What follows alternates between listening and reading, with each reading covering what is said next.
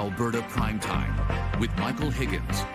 Welcome to Alberta Primetime. Ahead tonight, our politics panel on the Smith government's plan to stick with daylight time. But first, petition on the table. I'm not sure how we would even know if there's any other questions we would want to ask a potential stakeholder coming to the committee until we had our technical briefing. So my viewpoint is premature. The proponent of the petition is the representative of those signatories, and he deserves the right to speak to this committee as soon as possible. There's no reason to delay this until further down the road.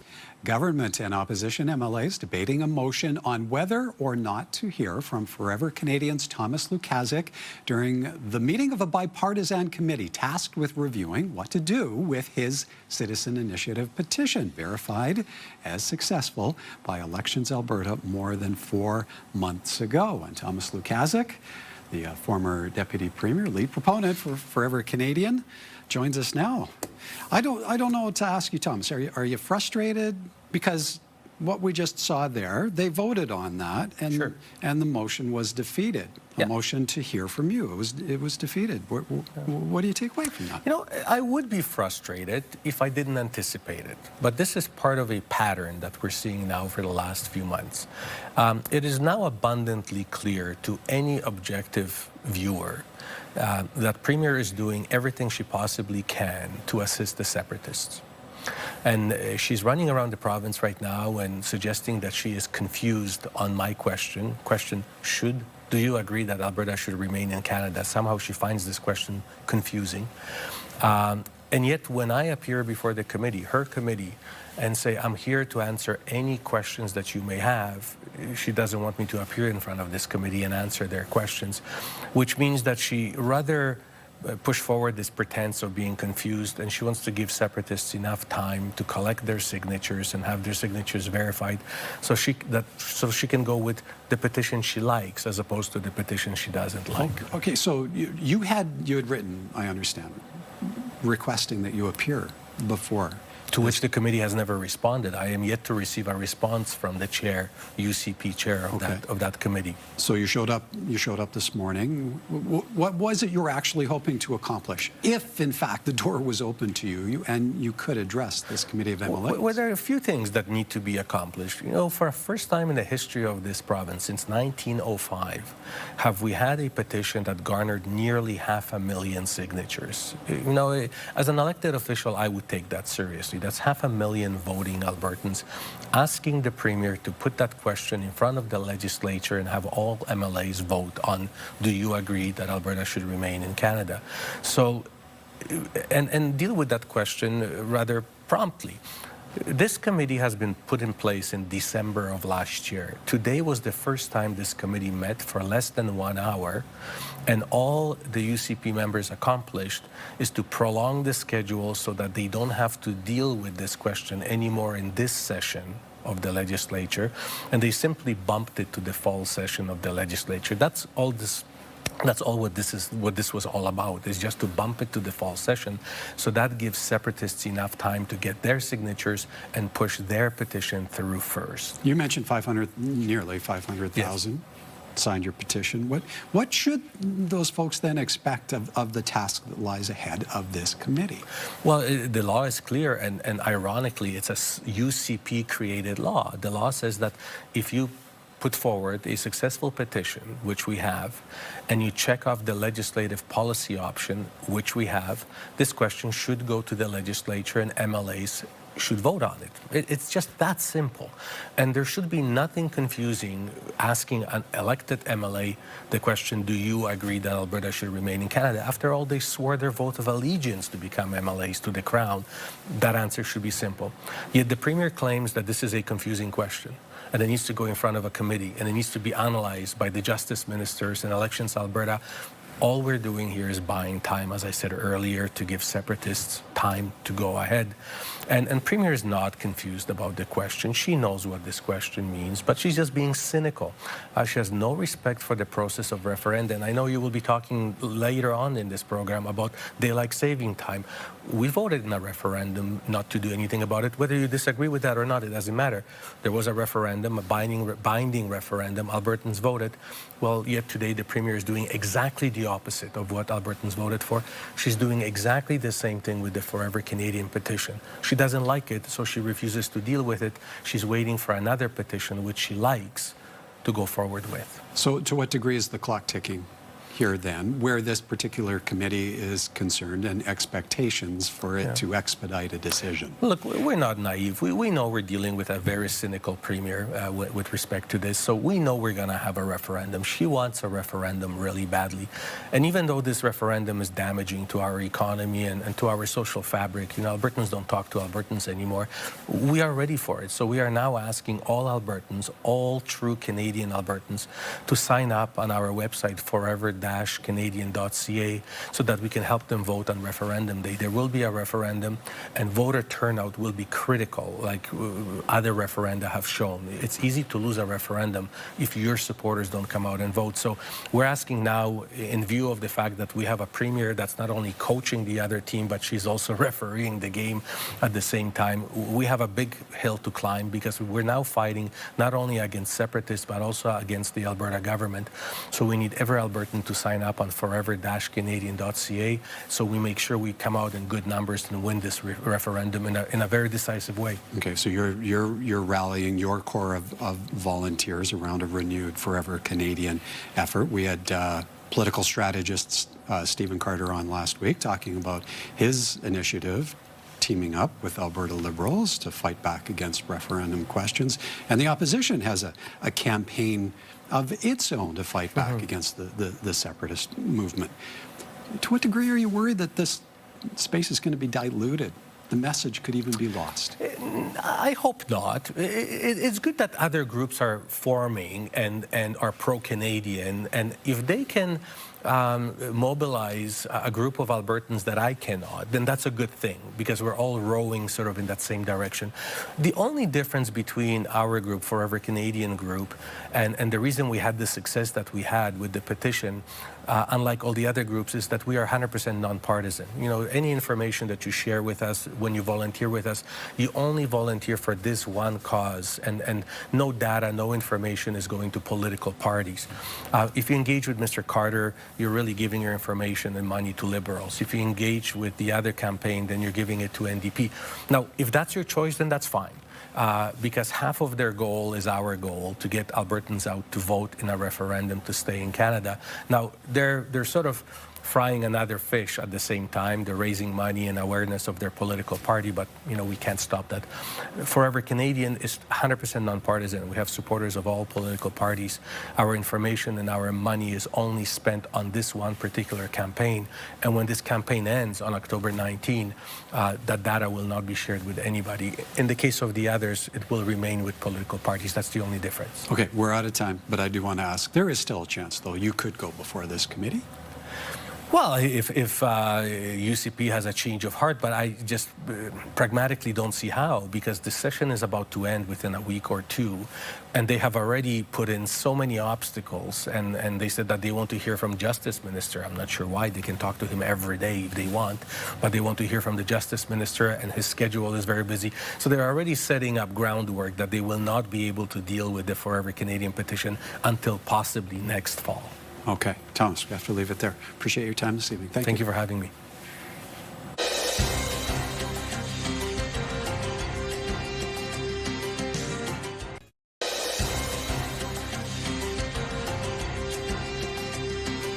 From developments on the Forever Canadian front to a big change in Alberta, time changes, and the Prime Minister's pre-recorded address. Time now for tonight's politics panel.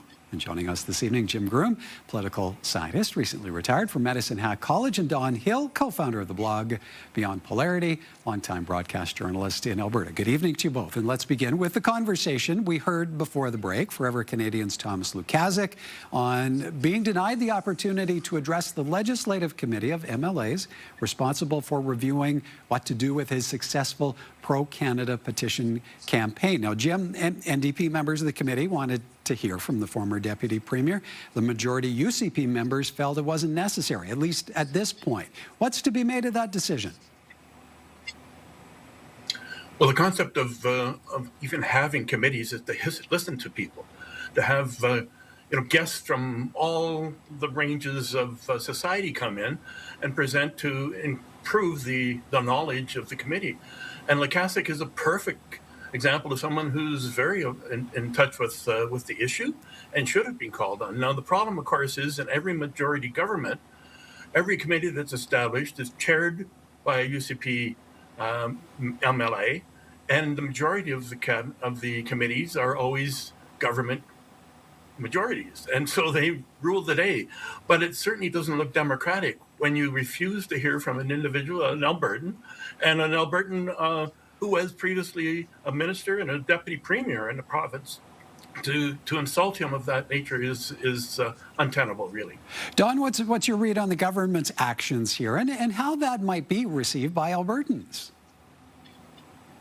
Well, Michael, first off, let me just say, Jim, I agree with everything you're saying. If this was in 2019, we're in a dynamic situation, not just with what's happening in the world and our relationship with the United States or lack of a relationship, but right now, everything is so wound up in a certain direction that all the cards have not fallen yet on the table for people to see exactly what we're dealing with.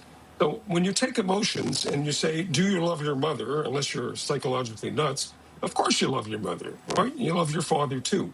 But then you find out that some certain situations that is maybe there's a problem here, and that's what I'm trying to get at, is that Mr. Lukaszuk tapped into the public pulse of Albertans last summer and during the fall, and the pulse came back as it did. Now we have a really crazy situation going on, not just in BC right now, but right across the country, is what does it really actually mean to be a Canadian next year at this time? Now, I know that sounds very vague and very strange and weird, but that's actually where we're at right now. We had a couple of things occur in the last 48 hours that is creating the conditions for two kinds of Canadians that will be part of a Canada that is yet to be announced. All I'm asking you is to look at two things, viewer, right now. Look at Section 35 of our Constitution, and also look at the Declaration of the Rights of Indigenous Peoples Act and what's going on in British Columbia right now about what we mean by development. So I think if Mr. Lukaszuk was expecting to come before the UCP and go on like he does, and as he should, all the cards haven't fallen. We need more information, and then we do need to hear from people like Mr. Lukaszuk.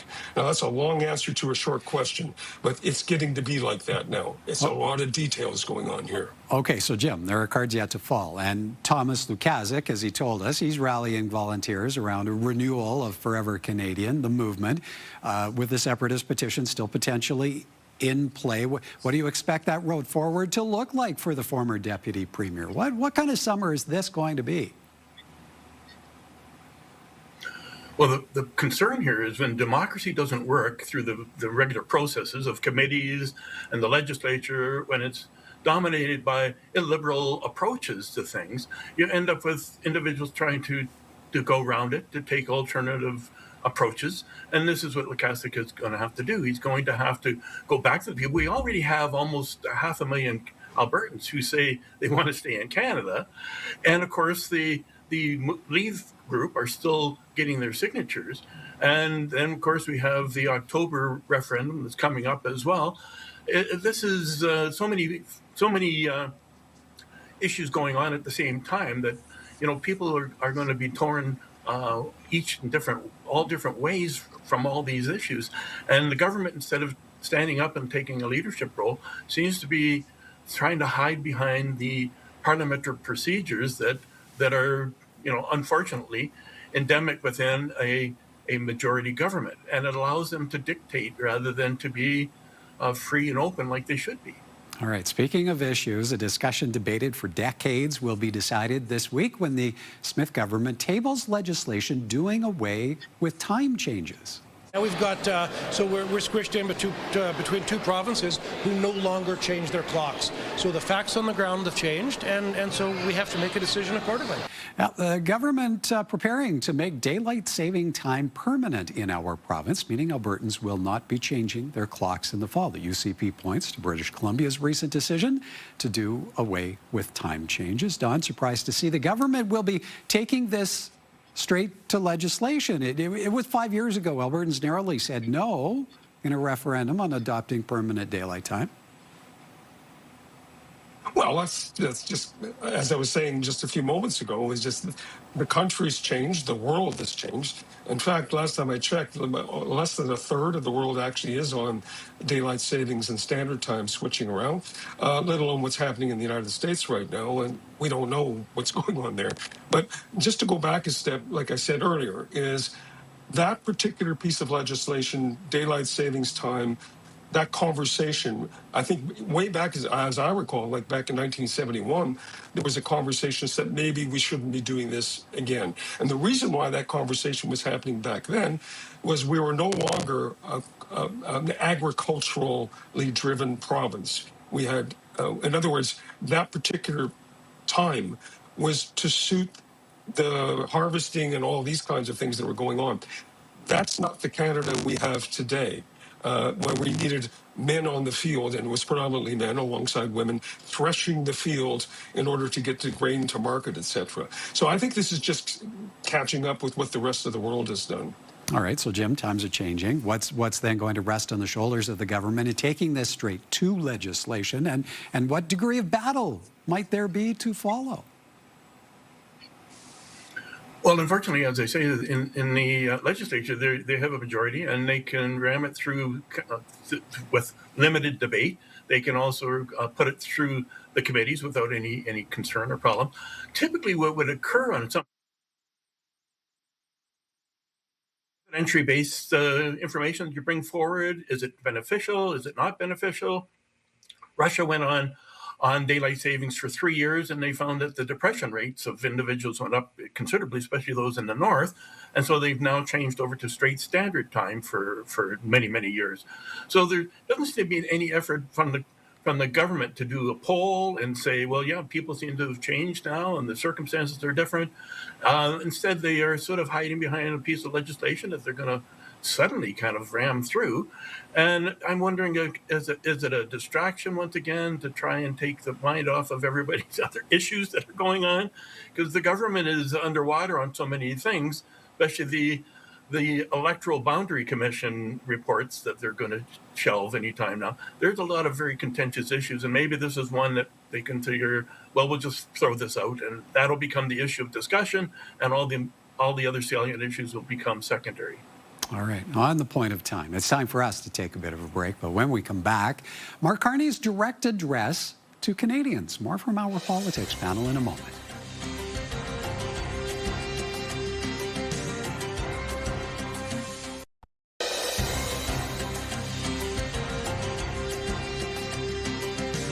Welcome back. The Prime Minister is out with a pre-recorded address delivering a message on Canada's trade ties with the U.S. Many of our former strengths, based on our close ties to America, have become our weaknesses that we must correct. In the nearly 10-minute long video, the PM goes on to say the U.S. has changed and Canada needs to respond, becoming less dependent on the U.S. for economic security. He also talked about history and how Canadians have beaten back American aggression before. Now, Conservative leader Pierre Poilievre responded with a lengthy social media post writing the Prime Minister is creating an illusion to distract from his costly failures at home. Jim, it should be noted the Prime Minister did a version in French as well. But what do you take, or what do you feel the key takeaway should be from this address? What's the underlying tone here? You know, I think part of it is the optics that are involved here. If you notice, the Prime Minister is sitting in a very comfortable setting. He doesn't have a tie on, which is unusual for a banker. It's not in his office in the center block or anywhere on Parliament Hill. There's no background that reflects that. And the rebuttal by Mr. Poilievre was almost the opposite. He had a suit and tie on, sitting with an open window that viewed Parliament Hill and a Canadian flag in the background. And they seem to have switched positions in some respects, because during the election, of course, you remember Poilievre tried to be more casual, etc., whereas Carney was very, very much the professional banker, and now they seem to switch positions. I didn't think that the Prime Minister's video was particularly new information or enlightening. Most of it was covered in the Davos speech that he gave earlier this year, and I think it was a reiteration of that.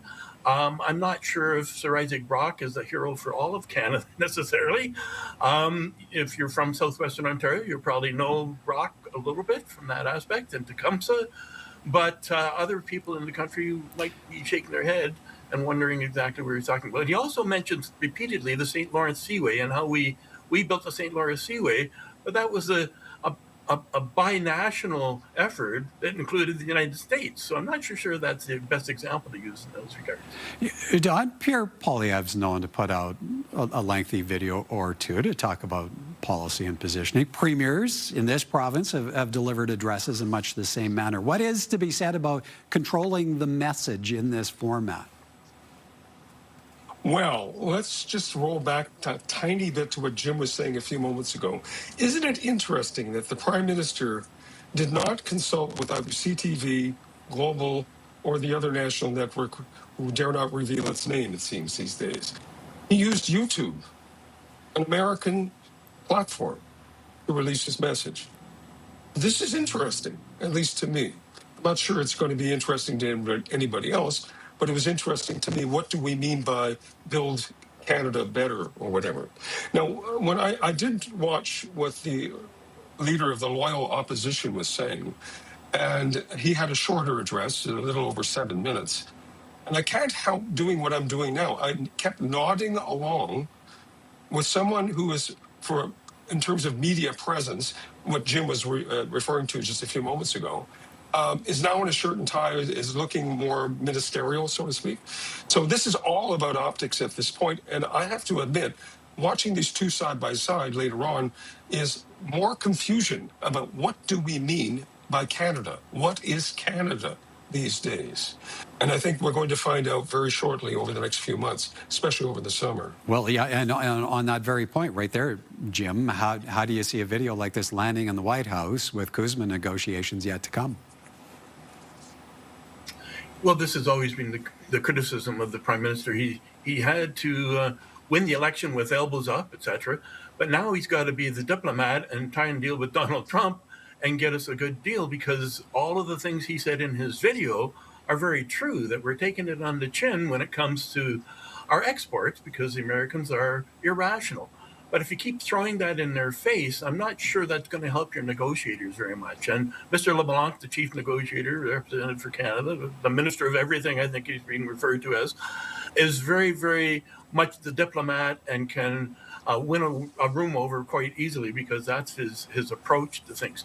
But it doesn't help if your boss is saying negative things continuously in order to make domestic points when you're trying to win over an agreement with someone like a Donald Trump. All right, gentlemen, we're clear out of time. Have to leave it there. Great to see you both. Thank you kindly. Thank you, and good to see you, Jim. Take care, Don.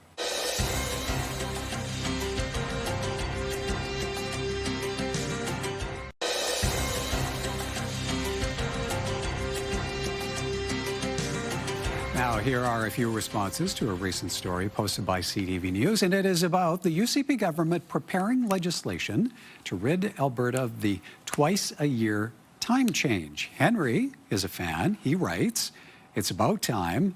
On the other hand, Jules simply writes, "No. Facts Matter thinks there are more important things to deal with in Alberta, asking, so time change is more important than the growing debt, refusing to lower gas prices and spending millions more on changing election boundaries. And Elon Musk is okay with it so long as we stay on standard time rather than daylight saving time. Have your say. Email us anytime at comments@albertaprimetime.com. Coming up tomorrow, with the Smith government preparing legislation to adopt daylight time year-round, we'll hear from an Alberta researcher who suggested a different course of action. That's on Wednesday. Until then, have a great evening, everyone. From all of us at Alberta Primetime, thank you for watching, and join us again next time.